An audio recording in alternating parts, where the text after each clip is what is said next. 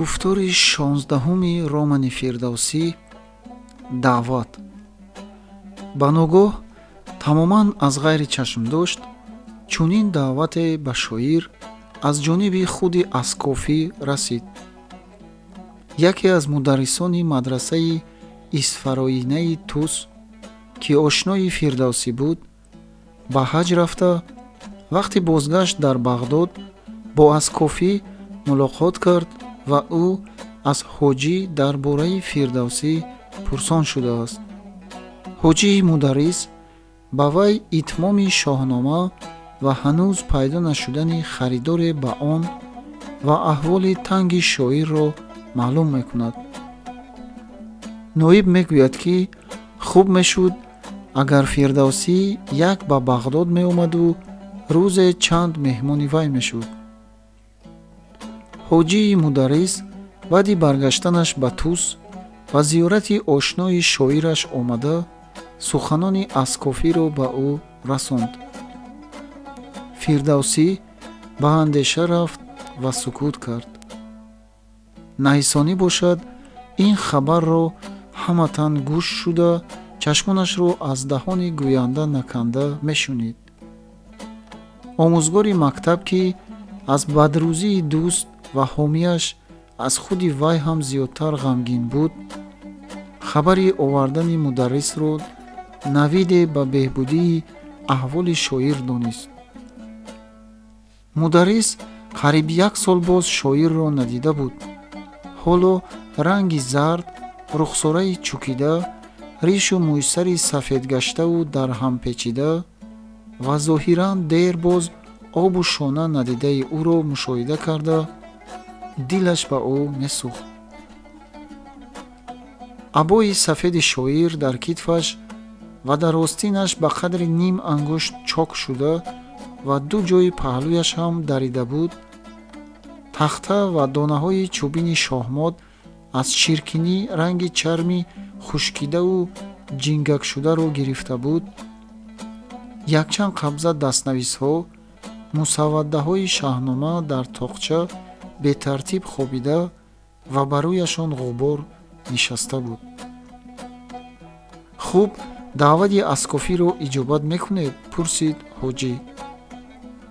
машаққати роҳ бештар аз он аст, ки меҳмонии ду серӯзаи ноиб қусури онро барорад, ҷавоб дод Фирдавсӣ. яқин дорам, ки ин фақат як меҳмонии оддӣ нест, хоҷа, гуфт ҳоҷӣ.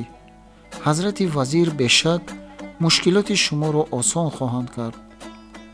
албатта, ҷунбиши изтиробомез карда гуфт наҳисонӣ. ноиби фозили шоирпарвар шуморо қадр мекунанд, қимати шоҳномаатонро медонанд. ман аминам, ки шумо ба шоҳнома аз он ҳазрат атои арзанда мегиред. ноиб шояд шоҳномаро ба шоҳи худ гузаронанд. дар ин сурат ба шумо аз хазина атои мулкона хоҳад расид. бале, ин аз эҳтимол дур нест. сухани наҳисониро қувват дод мударрис. фикр кунед, хоҷа, ихтиёр ба худатон, илова намуд ӯ ва хайрбод гуфта ҳуҷраро тарк кард. хуб, фарзанд даъвати Аскофиро қабул кардам ва рафтанӣ ҳам шудам, аммо харҷи ин роҳи дурро чӣ мекунам? аз куҷо меёбам? ба дилаш мегуфт Фирдавсӣ.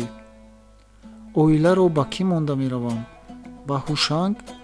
оё ин коҳили худхоҳ оиларо сарбонӣ карда метавониста бошад? аз вай дилам пур нест. наҳисонӣ ба ин андешаи шоир пай бурда гуфт. харҷи сафаратонро қарз мекунед, ҳазрат. ҳар гоҳ пулдорон донанд, ки шумо бо даъвати ноиби амири ироқ ба Бағдод меравед, чӣ қадар ки қарз хоҳед медиҳанд. дар бораи хонаву рӯзгоратон хотирҷам бошед. мутасаддии ин албатта аввал писаратон ва сониян ман худам ҳастам. ба мо эътимод кунед. аз бешу кам аз обу ҳезуми хонаводаатон хабардорӣ хоҳам кард. боз Аббос ҳаст. вай ҳамвора фикру хаёлаш бар он аст ки бароятон чӣ хизмате кунад ки шумо аз вай розӣ бошед. нигоҳубини кишту боғу роғатонро ғайр аз ҳушанг ба ману Аббос ҳавола кунед. акнун биёед ин бозиро тамом кунем. найсонӣ шоҳмодро пеш кашид. гаштан аз шумост. марҳамат. аз ин гуфтугӯ 5 моҳ гузашт. дар ин муддат Фирдавсӣ дар бораи сафари Бағдод фикр мекард, вале ба як қарор омада наметавонист. моҳи Шаввол даромад ки дар вай сафари ҳоҷиён ба тавофи Каъба оғоз ёфт. рӯзе Фотимабону ки тарафдори рафтани шавҳараш ба Бағдод буд ва ҳатто ба ин исрор менамуд, зеро фикр мекард ки агар ҳатто аз ин сафар натиҷаи матлуб ҳосил нашавад ҳам, шамоли сайру сафар занги ғаму андӯҳро аз дили шавҳараш мезудояд. ба ҳуҷраи ӯ як ҳамёни пур оварда гуфт: инак 300 динор бигиру харҷи роҳ мекун. аз куҷо? ҳайрон шуд Фирдавсӣ. маро бубахш, зеварҳоро фурӯхтам, гуфт Фотимабону. маълум шуд ки вай зеварҳои айёми арӯсиашро ки 30 чанд сол боз дар сандуқ нигоҳ дошта ва сипас ба умеди арӯсии духтараш Манижа эҳтиёт карда меомад, ба тавассути холабачаи шодобиаш ба як заргари тусӣ фурӯхта ин маблағро ба даст оварда будааст. Абулқосим хост норозӣ шавад, занашро ҷанг кунад, аммо накард. ба ҷои ин бо як даст занашро оғӯш карда ва сари ӯро ба синаи худ ниҳода гирист. ёд надошт ки аз он пеш кай гириста буд. шояд бори охирин 35 сол пеш ба марги падараш гириста буд.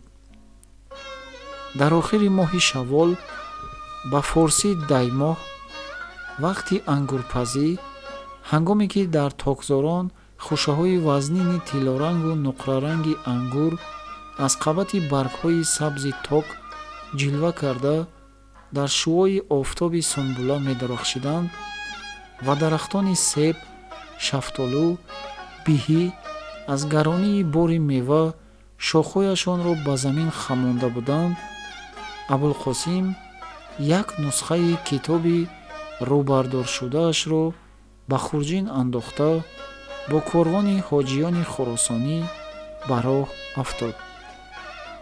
ӯро фақат пешхизмати ҷавонаш Абдуллоҳ мушояат мекард.